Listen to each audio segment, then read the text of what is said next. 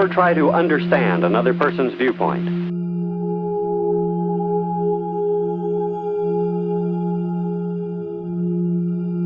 To look at things his way.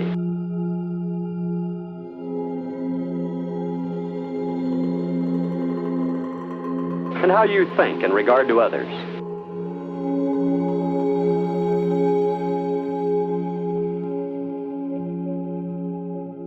Is he really such an undesirable person?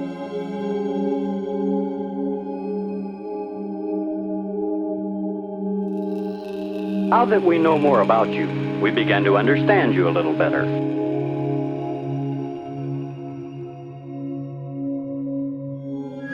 Why did they see you one way and not as you really are?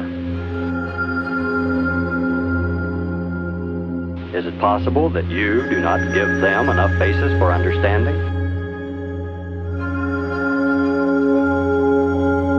If we could see you from still another point of view, perhaps it would become even clearer.